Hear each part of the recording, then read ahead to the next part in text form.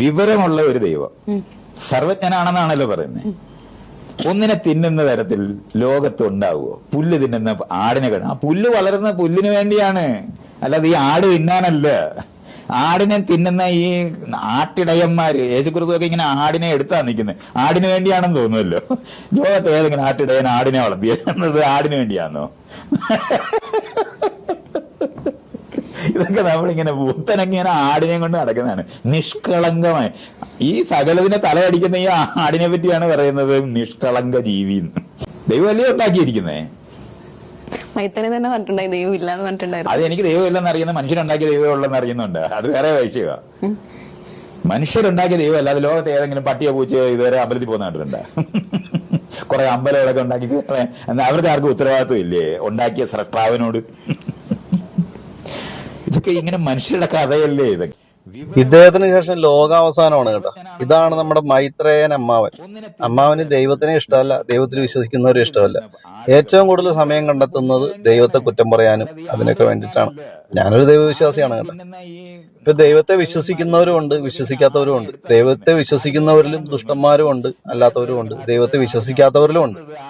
പിന്നെ ഇതുപോലെയുള്ള അഹങ്കാര വർത്താനമൊക്കെ പറയുന്നത് എന്താ, ഈ പ്രായത്തിന്റെ പ്രശ്നം കൊണ്ടായിരിക്കാം.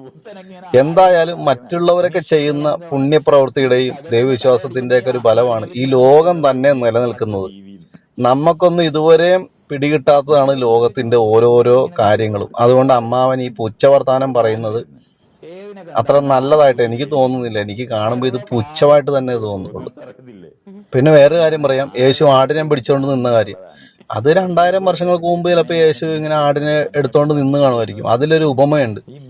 100 കണക്കിന് ആടുകളുള്ള ഒരു ആട്ടിടയൻ ഒരാടിനെ തേടിപ്പോയൊരു കഥയാണ് ബൈബിളിൽ ഉപമയായിട്ട് പറയുന്നത്.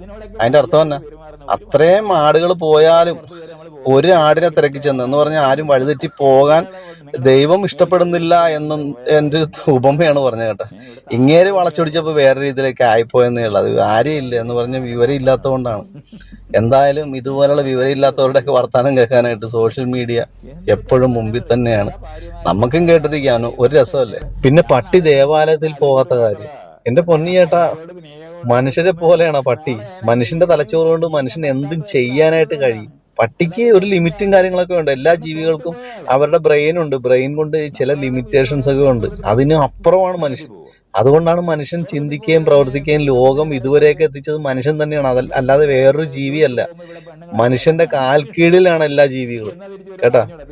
അതുകൊണ്ട് ഇനി ഞാൻ ഇതിൽ കൂടുതൽ എന്നാ പറയാനാ ചേട്ടാ. ചേട്ടൻ തന്നെ സ്വന്തമായിട്ട് ചിന്തിച്ചു നോക്കും.